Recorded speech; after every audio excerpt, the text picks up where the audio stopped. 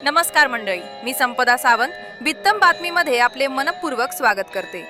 माघ महिना सुरू झाला की कोकणात गावोगावी भक्तीचा, नामस्मरणाचा अखंड जागर सुरू होतो। हरिनामाच्या गजरात संपूर्ण परिसर भक्तिमय होतो।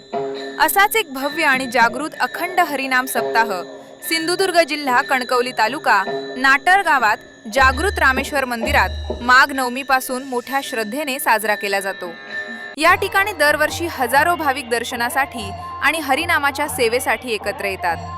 आजच्या या विशेष कार्यक्रमात आपण जाणून घेणार आहोत जागृत रामेश्वर मंदिराचा इतिहास, हरिनाम सप्ताह म्हणजे नेमकं काय आणि या परंपरेचे धार्मिक व सामाजिक महत्त्व।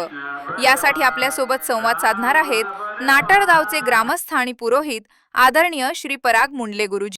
नमस्कार, नमः शिवाय। सिंधुदुर्ग जिल्ह्यातील कणकवली तालुक्यातील नाटळ गावातून मी ग्रामपुरोहित श्री पराग मुंडले बोलतोय। सध्या नाटळ गावामध्ये अखंड हरिनाम सप्ताह चालू आहे आणि नाटळमधील हे रामेश्वर मंदिर हे एक अद्भुत असं अलौकिक मंदिर आहे की ज्या मंदिराला शिवलिंगाचा आकार आहे। पूर्णपणे मंदिर हे शिवपिंडीच्या आकारामध्ये बनवलेलं आहे आणि नाटळ गावातील सप्ताह जो आहे तो गेले कित्येक वर्ष चालू आहे। म्हणजे नाटळ गाव हा येथे जे जास्तीत जास्त लोक राहतात, सावंत पटेल लोक, यांच्या पूर्वजांनी हा नाटळगाव वसवलेला आहे आणि श्री रामेश्वराचं मंदिरसुद्धा त्यांनी स्थापन केलेलं आहे, त्यांनी बांधलेलं आहे आणि त्याला साधारणपणे एक 500-700 वर्षाची परंपरा आहे। आणि आता गावराटी चालू झाल्यापासून त्यालासुद्धा एक 300-350-400 वर्षाचा इतिहास आहे। तर त्यापासून हे हरिनाम सप्ताह अखंडपणे दरवर्षी या गावामध्ये रामेश्वर मंदिरामध्ये होतो। 7 दिवस म्हणजे माघ शुद्ध नवमीपासून पुढे 7 दिवस आणि 7 रात्री अखंड हरिनामाचा गजर, टाळ वाजतो, मृदंग चालू असतो आणि याच्यात कुठल्याही प्रकारचा व्यत्यय न येता हे हरिनाम चालू असतं। आणि 8व्या दिवशी घट उठतात, म्हणजेच देव तरंगासह नदीवरती म्हणजे गंगेवरती स्नानासाठी जातात आणि समारोप होतो आणि दुसऱ्या दिवशी समाराधना, महाप्रसाद होऊन त्या रात्री दशावतार नाटकाने या हरिनाम सप्ताहाची सांगता होते।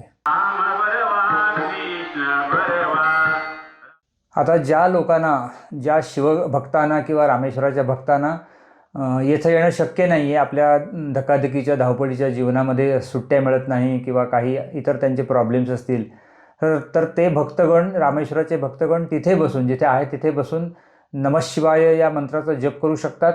तसेच शिवलीलामृत 11वा अध्याय वाचू शकतात आणि तिथे आता ऑनलाईन पद्धतीने सुद्धा आम्ही इथे चालू केलेलं आहे की शेवटच्या 2 दिवसामध्ये फेसबुक ऑनलाईनतर्फे तुम्हाला दर्शन घडेल। आणि ज्यांना काही आर्थिक मदत करायची आहे तर या रामेश्वर मंदिराचं बँक अकाउंट आहे, त्याचा QR कोड आहे। तसंच रामेश्वर मित्रमंडळ जे आहे, रजिस्टर संस्था आहे, तर त्याचासुद्धा QR कोड आहे। तर त्याच्यावर ते ऑनलाईन पद्धतीने देणगी पाठवू शकतात आणि या सप्ताहाच्या कार्यक्रमात आपला सहभाग आणि आपली सेवा देऊ शकतात। मंडळी, आज आपण नाटर येथील जागृत रामेश्वर मंदिर आणि येथील अखंड हरिनाम सप्ताहाची भक्तिपूर्ण परंपरा याविषयी सविस्तर माहिती जाणून घेतली। इतक्या सुंदर आणि अभ्यासपूर्ण मार्गदर्शनासाठी श्री पराग मुंडले गुरुजींचे मनपूर्वक आभार। अशाच भक्ती, संस्कृती आणि कोकणातील परंपरांचा मागोवा घेणारे व्हिडिओ पाहण्यासाठी बित्तम बातमी YouTube चॅनलला लाईक करा, सबस्क्राईब करा आणि हा व्हिडिओ आपल्या मित्रांपर्यंत शेअर करा। मी संपदा सावंत आपल्याकडूनच निरोप घेते। हरिनामाच्या गजरात जीवन आनंदी आणि मंगलमय होवो। जय हरी विठ्ठल, जय रामेश्वर।